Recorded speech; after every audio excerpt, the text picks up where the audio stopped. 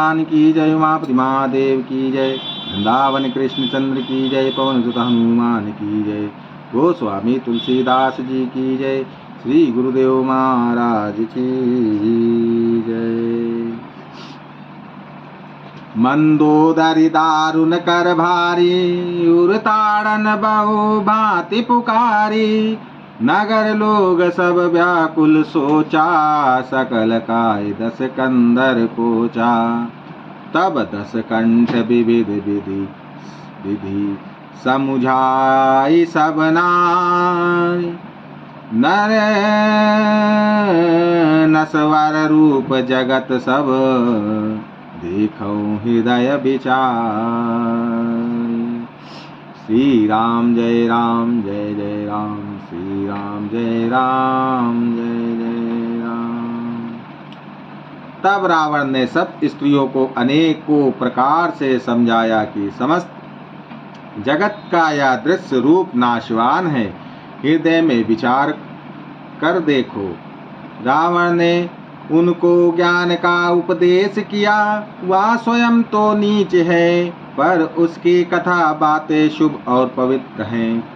दूसरों को उपदेश देने में तो बहुत लोग निपुण होते हैं, पर ऐसे लोग अधिक नहीं हैं जो उपदेश के अनुसार आचरण भी करते हैं। रात बीत गई, सवेरा हुआ, रीछ वानर फिर चारों दरवाजों पर जा डटे। योद्धाओं को बुलाकर दसमुख रावण ने कहा, लड़ाई में शत्रु के सम्मुख जिसका मन डावाडोल हो, अच्छा है वह अभी भाग जाए। युद्ध में जाकर विमुख होने से, भागने से मैं भलाई नहीं है। मैं अपनी भुजाओं के बल पर वैर बढ़ाया है, जो शत्रु चढ़ आया है उसको मैं अपने ही उत्तर दे लूंगा। ऐसा कहकर उसने पवन के समान तेज चलाने वाला रथ सजाया। सारे जुझाऊ लड़ाई के बाजे बजने लगे। सब अतुलनीय बलवान वीर ऐसे चले मानो काजल के आंधी चले हो। उस समय असंख्य अश्कुन होने लगे, पर अपनी भुजाओं के बल का बड़ा गर्व होने से रावण उन्हें गिनता नहीं है। अत्यंत गर्व के कारण वह शकुन अपशकुन का विचार नहीं करता। हथियार हाथों से गिर रहे हैं, योद्धा रथ से गिर पड़ते हैं, घोड़े हाथी साथ छोड़कर चिघाड़ते हुए भाग जाते हैं।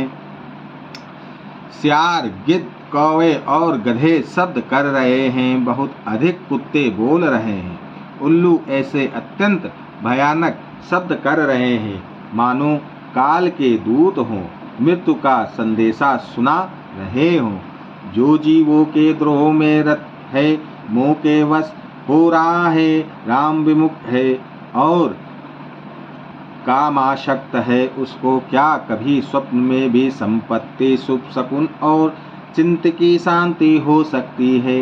राक्षसों की अपार सेना चली, चतुरंगिणी सेना की बहुत सी टुकड़ियां हैं, अनेकों प्रकार के वाहन रथ और सवारियां हैं, तथा बहुत से रंगों की अनेकों पताकाएं और ध्वजाएं हैं।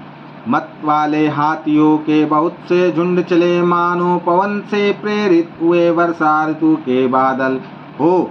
रंग बिरंगे बाना धारण करने वाले वीरों के समूह हैं, जो युद्ध में बड़े शूरवीर हैं और बहुत प्रकार की माया जानते हैं।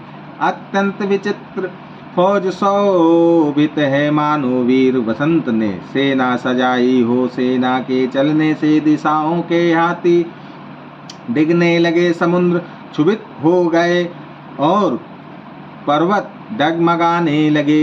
इतनी धूल उड़ी कि सूर्य छिप गए। फिर सहसा पवन रुक गया और पृथ्वी अकुला उठी। ढोल और नंगाड़े भीषण ध्वनि से बज रहे हैं, तेज प्रलय काल के बादल गरज रहे हों। भेरी नफेरी तुरही और सैनाई में योद्धाओं को सुख देने वाला मारू राग बज रहा है। सब वीर सिंहनाद करते हैं और अपने अपने बल पर उसका बखान कर रहे हैं।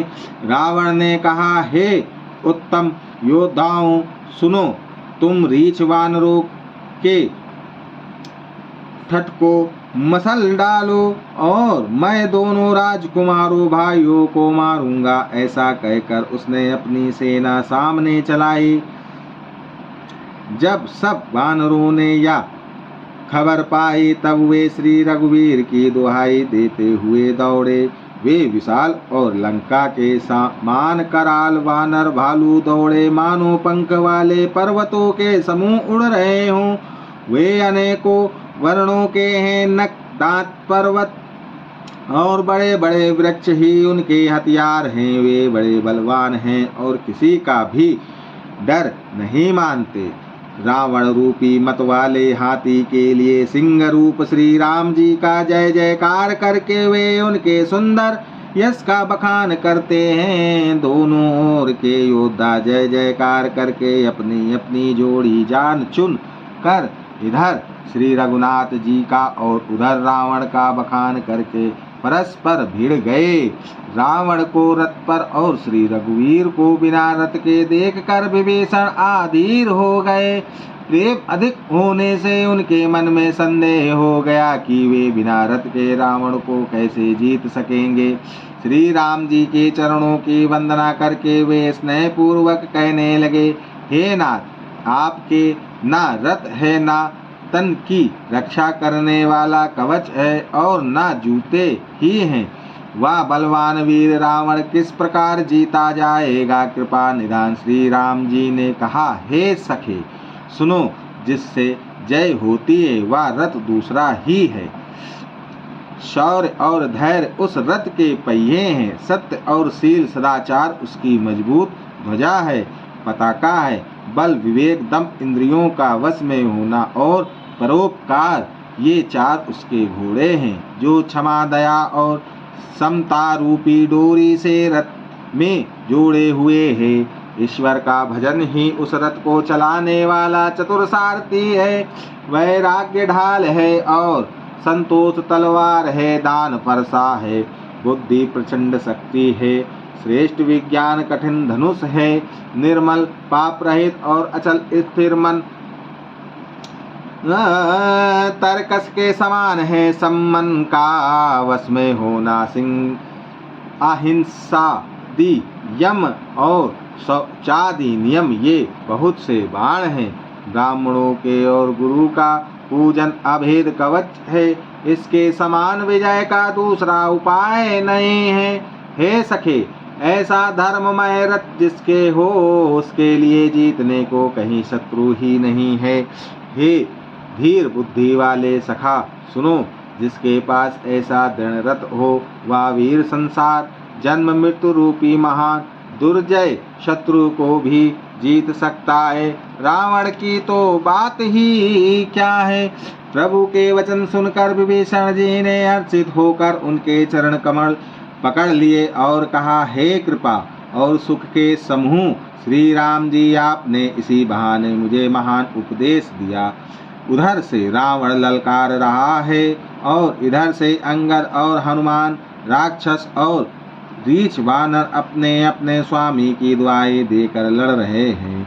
ब्रह्मा आदि देवता आने को सिद्ध तथा मुनि विमानों पर चढ़े हुए आकाश से युद्ध देख रहे हैं। शिव जी कहते हैं, हे उमा, मैं भी उस समाज में था और श्री राम जी की रणोत्साह की लीला देख रहा था। दोनों ओर के योद्धा रण रस में मत वाले हो रहे हैं। वानरों को श्री राम जी का बल है, इसमें वे जयशील हैं, जीत रहे हैं। एक दूसरे से भिड़ते और ललकारते हैं और एक दूसरे को मसल मसल कर पृथ्वी पर डाल देते हैं। वे मारते, काटते, पकड़ते और पछाड़ देते हैं और सिर तोड़कर उन्हें सिरों से दूसरों को मारते हैं। पेट फाड़ते हैं, भुजाएं उखाड़ते हैं और योद्धाओं के पैर पकड़कर पृथ्वी पर पटक देते हैं। राक्षस योद्धाओं को भालू पृथ्वी में गाड़ देते हैं और ऊपर से बहुत सी बालू डाल देते हैं। युद्ध में शत्रुओं से विरुद्ध हुए वीर वानर ऐसे दिखाई पड़ते हैं मानो बहुत से क्रोधित काल हों। क्रोधित हुए काल के समान वे वानर खून बहते हुए शरीर से सुभित हो रहे हैं। वे बलवान वीर राक्षसों की सेना के योद्धाओं को मसलते और मेघ की तरह गरजते हैं। डांट कर चपेटों से मारते, दांतों से काट कर, लातों से पीस डालते हैं। वानर भालू चिघाड़ते और ऐसा छल बल करते हैं जिससे दुष्ट राक्षस नष्ट हो जाएं। वे राक्षसों के गाल पकड़कर फाड़ डालते हैं, छाती चीर डालते हैं और उनकी अंतड़ियां निकाल कर गले में डाल लेते हैं। वे वानर ऐसे देख पड़ते हैं मानो प्रहलाद के स्वामी श्री नरसिंह भगवान आने को शरीर धारण करके युद्ध में मैदान में क्रीड़ा कर रहे हो। पकड़ो, मारो, काटो, पछाड़ो आदि घोर शब्द आकाश और पृथ्वी में भर छा गए हैं। श्री राम जी की जय हो, जो सचमुच तृण से व्रज और व्रज से तृण कर देते हैं, निर्बल को सबल और शबल को निर्बल कर देते हैं। अपनी सेना को विचलित होते हुए देखा, तब 20 भुजाओं में 10 धनुष लेकर रावण रथ पर चढ़कर गर्व करके लोटो कहता हुआ चलो। रावण अत्यंत क्रोधित होकर दौड़ा। वानर हुंकार करते हुए लड़ने के लिए उसके सामने चले। उन्होंने हाथों में वृक्ष, पत्थर और पहाड़ लेकर रावण को एक ही साथ डाले। पर्वत उसके वज्र तुल्य शरीर में लगते ही तुरंत टुकड़े टुकड़े होकर फूट जाते हैं। अत्यंत क्रोधी रणोन्मत्त रावण रथ रोक कर अचल खड़ा रहा, अपने स्थान से जरा भी नहीं हिला। उसे बहुत ही क्रोध हुआ। वह इधर उधर झपट कर और डपट कर वानर योद्धाओं को मसलने लगा। आने को वानर भालू है, अंगद है, हनुमान रक्षा करो पुकारते हुए भाग चले। हे रघुवीर, हे गोसाई, रक्षा कीजिए, या दुष्ट काल की भांति हमें खा रहा है।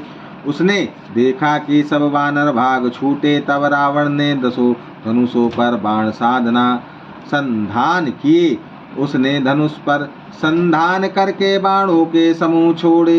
वे बाण सर्प की तरह उड़कर जा लगते हैं। पृथ्वी, आकाश और दिशा विदिशा सर्वत्र बाण भर रहे हैं। वानर भागे तो कहाँ, अत्यंत कोलाहल मच गया। वानर भालुओं की सेना व्याकुल होकर अर्थ पुकार करने लगे। हे रघुवीर, हे करुणा सागर, हे पीड़ितों के बंधु, हे सेवकों की रक्षा करके उनके दुख हरने वाले हरि। अपनी सेना को व्याकुल देख कर कमर में तरकस कसकर और हाथ में धनुष लेकर श्री रघुनाथ जी के चरणों पर मस्तक नवाकर लक्ष्मण जी क्रोधित होकर चले। लक्ष्मण जी ने पास जाकर कहा, अरे दुष्ट वानर भालुओं को क्या मार रहा है? मुझे देख, मैं तेरा काल हूँ। रावण ने कहा, अरे मेरे पुत्र के घातक, मैं तुझी को ढूंढ रहा था। आज तुझे मारकर अपनी छाती ठंडी करूंगा। ऐसा कहकर उसने प्रचंड बाण छोड़े। लक्ष्मण जी ने सब के सैकड़ों टुकड़े कर डाले। रावण ने करोड़ों अस्त्र शस्त्र चलाए। लक्ष्मण जी ने उनको तिल के बराबर करके काट कर हटा दिए।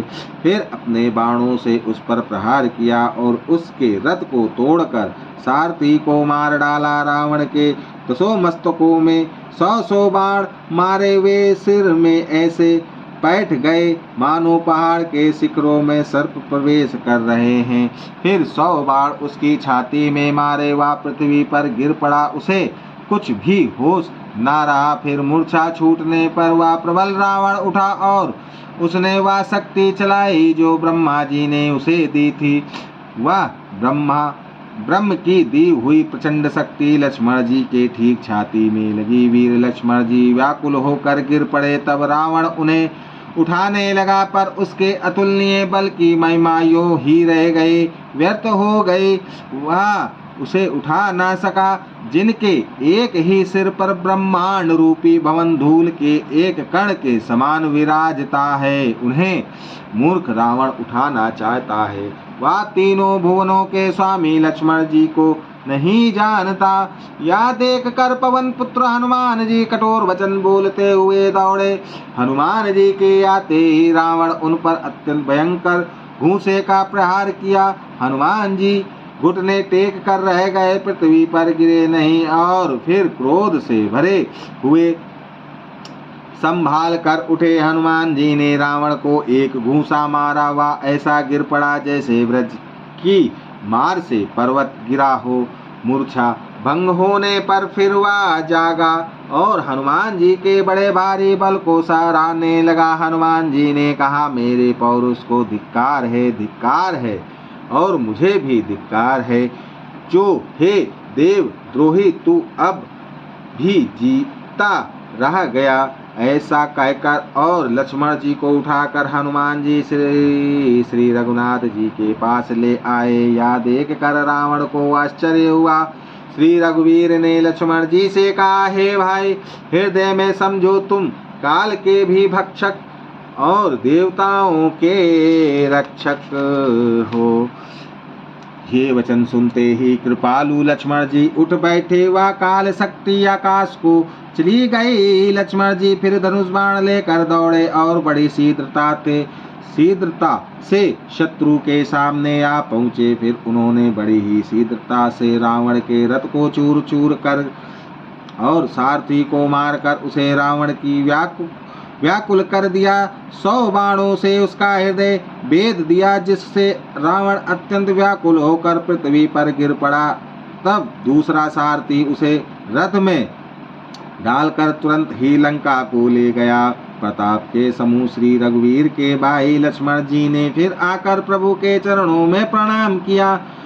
वह लंका में रावण मूर्छा से जाग कर कुछ यज्ञ करने लगा। वह मूर्ख और अत्यंत अज्ञानी हठवश श्री रघुनाथ जी से विरोध करके विजय चाहता है। यहाँ विभीषण जी ने सब खबर पाई और तुरंत जाकर श्री रघुनाथ जी को कह सुनाया कि हे नाथ, रावण एक यज्ञ कर रहा है। उसके सिद्ध होने पर वह अभागा सहज ही नहीं मरेगा।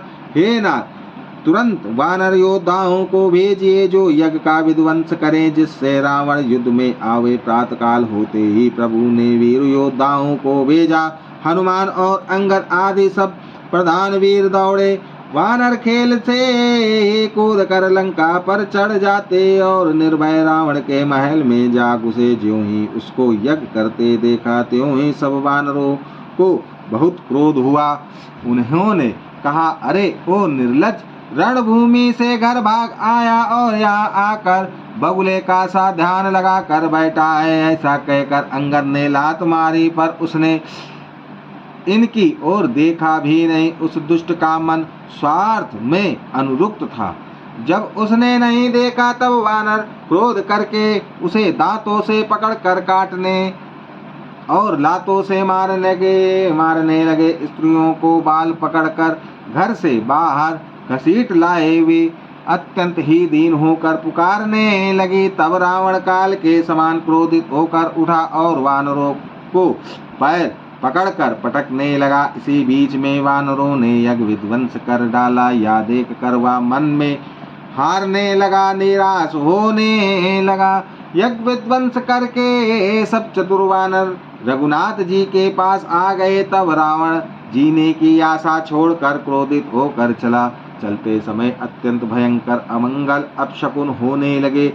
गिद्ध उड़ उड़ कर उसके सिरों पर बैठने लगे, किंतु वह काल के वश था। इससे किसी की भी अपशकुनों को नहीं मानता था। उसने कहा, युद्ध का डंका बजाओ। निशाचरों की अपार सेना चली। उसमें बहुत से हाथी, रथ, घुड़सवार और पैदल हैं। वे दुष्ट प्रभु के सामने कैसे दौड़े, जैसे पतंगों के समूह अग्नि की ओर जलने के लिए दौड़ते हैं। इधर देवताओं ने स्तुति की हे श्री राम जी, इसने हमको दारुण दुख दिया है। अब आप इसे अधिक न खेलाइए। जानकी जी बहुत ही दुखी हो रहे हैं। देवताओं के वचन सुनकर प्रभु मुस्कुराए। फिर श्री रघुवीर ने उठकर बाण सुधारे। मस्तक पर जटाओं के जूड़े की कसकर बांधे हुए हैं। उसके बीच बीच में पुष्प गुथे हुए शोभित हो रहे हैं। लाल नेत्र और मेघ के समान श्याम शरीर वाले और संपूर्ण लोकों के नेत्रों को आनंद देने वाले हैं। प्रभु ने कमर में पेटा तथा तरकस कस लिया और हाथ में कठोर संग धनुष ले लिया। प्रभु ने हाथ में संग धनुष लेकर कमर में बाणों की खान अक्षय सुंदर तरकस कस लिए। उनके भुजदंड पुष्ट है और मनोहर चौड़ी छाती पर ब्राह्मण भृगु जी के चिन्ह का चिन्ह शोभित है। तुलसीदास जी कहते हैं, ज्यों ही प्रभु धनुष बाण हाथ में लेकर फिराने लगे त्यों ही ब्रह्मांड दिशाओं के हाथी कच्छप शेष जी पृथ्वी समुद्र और पर्वत सभी डगमगा उठे। भगवान की शोभा देख कर देवता हर्षित होकर फूलों की अपार वर्षा करने लगे और शोभा शक्ति और गुणों के धाम करुणा निधान प्रभु की जय हो जय हो जय हो ऐसा पुकारने लगे। इसी बीच में निशाचरों की अत्यंत घनी सेना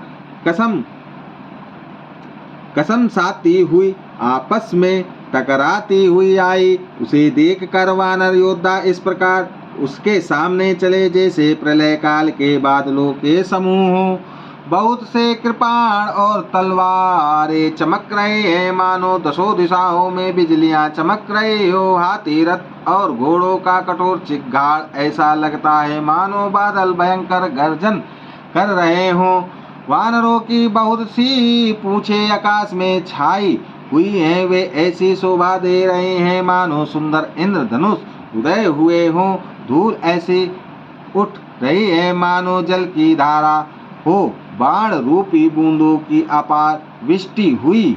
दोनों ओर से योद्धा पर्वतों का प्रहार करते हैं मानो बारंबार वज्रपात हो रहा हो। श्री रघुनाथ जी ने क्रोध करके बाणों की झाड़ी लगा दी, जिससे राक्षसों की सेना घायल हो गई। बाण लगते ही वीर चित्कार कर उठते हैं और चक्कर खा खा कर जहाँ तहाँ पृथ्वी पर गिर पड़ते हैं। उनके शरीरों से ऐसे खून बह रहा है मानो पर्वत के भारी झरनों से जल बह रहा हो। इस प्रकार डरपोकों को भय उत्पन्न करने वाली रुधिर की नदी बह चली।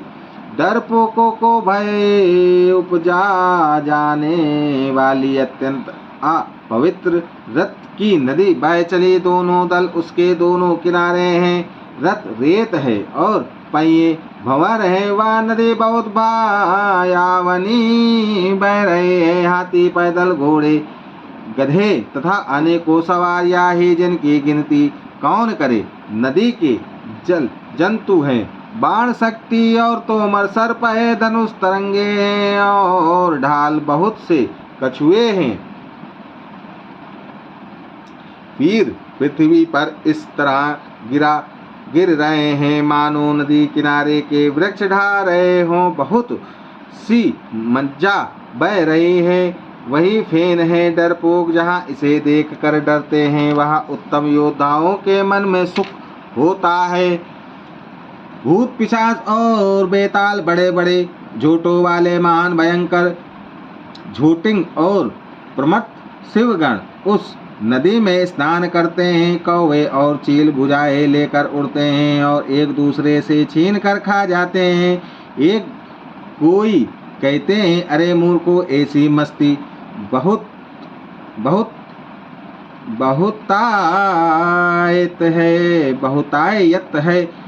है, फिर भी तुम्हारी दरिद्रता नहीं जाती। घायल योद्धा तट पर पड़े करहा रहे हैं मानो जाता अर्ध जल। वे व्यक्ति जो मरने के समय आधे जल में रखे जाते हैं पड़े हों। गिद्ध आते खींच रहे हैं मानो मछली मार। नदी तट पर से चित लगाए हुए ध्यान अस्त होकर बंसी बंसी खेल रहे हो, बंसी से मछली पकड़ रहे हो। बहुत से योद्धा बहे जा रहे और पक्षी उन पर चले जा रहे हैं, मानो वे नदी में नवारी नौका क्रीड़ा खेल रहे हो। योगनिया खप्परों में भर भर कर खून जमा कर रही हैं। भूत पिशाचों की स्त्रियां आकाश में नाच रही हैं। चामुंडाएं योद्धाओं की खोपड़ियों का करताल बजा रही हैं और नाना प्रकार से गा रही हैं। गिद्धों के समूह कट कट शब्द करते हुए मुर्दों को काटते खाते हुआ करते और पेट भर जाने पर एक दूसरे को डांटते हैं। करोड़ों धड़ बिना सिर के घूम रहे हैं और सिर पृथ्वी पर पड़े जय जय बोल रहे हैं। मुंड कटे सिर जय जय बोलते हैं और प्रचंड रुंड धड़ बिना सिर के दौड़ते हैं। पक्षी खोपड़ियों में उलझ उलझ कर परस्पर लड़े मरते हैं। उत्तम योद्धा दूसरे योद्धाओं को ढा रहे हैं। श्री राम जी के बल से दंपित हुए वानर राक्षसों के झुंडों को मसले डालते हैं। श्री राम जी के बाण समूह से मरे हुए योद्धा लड़ाई के मैदान में सो रहे हैं। रावण ने हृदय में विचार की, राक्षसों का नाश हो गया है, मैं अकेला हूँ और वानर भालू बहुत हैं, इसलिए मैं अब अपार माया रचूं। देवताओं ने प्रभु को पैदल बिना सवारी के युद्ध करते देखा तो उनके हृदय में बड़ा भारी क्षोभ दुख उत्पन्न हुआ। फिर क्या था, इंद्र ने तुरंत अपना रथ भेज दिया। उसका सारथी मतिल हर्ष के साथ उसे ले आया। उस दिव्य अनुपम और तेज के पुंज तेजोमय रथ पर कौशलपुरी के राजा श्री रामचंद्र जी हर्षित होकर चढ़े। उसमें 4 अचल मनोहर अजय अमर और मन गति के समान शीघ्र चलने वाले देवलोक के घोड़े जूते हैं। श्री रघुनाथ जी को रथ पर चढ़े देख कर वानर विशेष बल पाकर दौड़े। वानरों की मार सही नहीं जाती। तब रावण ने माया फैलाई। एक श्री रघुवीर के ही वह माया नहीं लगी। सब वानरों ने और लक्ष्मण जी ने भी उस माया को सच मान लिया। वानरों ने रक्षासी सेना में भाई लक्ष्मण जी सहित बहुत से रामों को देखा। बहुत से राम लक्ष्मण देख कर वानर भालू मन में मिथ्या डर से बहुत ही डर गए। लक्ष्मण जी सहित वे मानो चित्र लिखे से जहाँ के तहाँ खड़े देखने लगे। अपनी सेना को आश्चर्यचकित देखकर कौशलपति भगवान हरि दुखों के हरने वाले श्री राम जी ने एक हंसकर धनुष पर बाण चढ़ाया। पल भर में सारी माया हर ले वानरों की सारी सेना हर्षित हो गई। फिर श्री राम जी सबकी ओर देखकर गंभीर वचन बोले, हे वीरों, तुम सब बहुत ही थक गए हो, इसलिए अब मेरा और रावण का द्वंद्व युद्ध देखो। ऐसा कहकर श्री रघुनाथ जी ने ब्राह्मणों के चरण कमलों में सिर नवाया और फिर रथ चलाया। तब रावण के हृदय में क्रोध छा गया और वह गरजता तथा ललकारता हुआ सामने दौड़ा। उसने कहा, अरे तपस्वी सुनो, तुमने युद्ध में जिन योद्धाओं को जीता है मैं उनके समान नहीं हूँ। मेरा नाम रावण है, मेरा यश सारा जगत जानता है। लोग पाल तक जिसके कैद खाने में पड़े हैं। तुमने खरदूषण और विरदा को मारा, बेचारे बाली का व्यद की तरह वध किया। बड़े बड़े राक्षस योद्धाओं के समूह का संहार किया और कुंभकर्ण तथा मेघनाथ को भी मारा। अरे राजा, यदि तुम रण से भाग ना गए तो आज मैं वह सारा वैर निकाल लूंगा। आज मैं तुम्हें निश्चय ही काल के हवाले कर दूंगा। तुम कठिन रावण के पाले पड़े हो। रावण के दुर्वचन सुनकर और उसे कालवश जान कृपा निदान श्री राम जी ने हंसकर यह वचन कहा, तुम्हारी सारी प्रभुता जैसा तुम कहते हो बिल्कुल सच है, पर अब व्यर्थ बकवाद ना करो, अपना साथ दिखलाओ। व्यर्थ बकवाद करके अपने सुंदर यश का नाश ना करो, क्षमा करना। तुम्हें नीति सुनाता हूँ, सुनो। संसार में 3 प्रकार के पुरुष होते हैं, पाटल, गुलाब, आम और कटहल के समान एक पाटल फूल देते हैं और आम फूल और फल दोनों देते हैं, और एक कटाल में केवल फल ही लगते हैं। इसी प्रकार पुरुषों में एक कहते हैं करते नहीं, दूसरे कहते और करते भी हैं, और एक तीसरे केवल करते हैं पर वाणी से कहते नहीं। श्री राम जी के वचन सुनकर वह खूब हंसा और बोला, मुझे ज्ञान सिखाते हो उस समय वैर करते तो नहीं डरे, अब प्राण प्यारे लग रहे हैं। दुर्वचन कहकर रावण क्रुद्ध होकर वृक्ष के समान बाण छोड़ने लगा। अनेकों आकार के बाण दौड़े और दिशा विदिशा तथा आकाश और पृथ्वी में सब जगह छा गए। श्री रघुवीर ने अग्नि बाण छोड़ा, जिससे रावण के सब बाण क्षण भर में भस्म हो गए।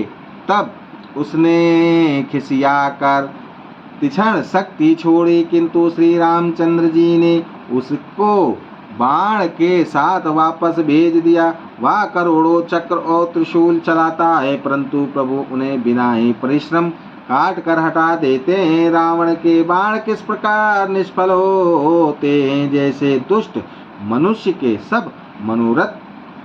तब उसने श्री राम जी के सारथी को 100 बाण मारे। वह श्री राम जी की जय पुकार कर पृथ्वी पर गिर पड़ा। श्री राम जी ने कृपा करके सारथी को उठाया। तब प्रभु अत्यंत क्रोध को प्राप्त हुए। लो श्यापति रामचंद्र की जय।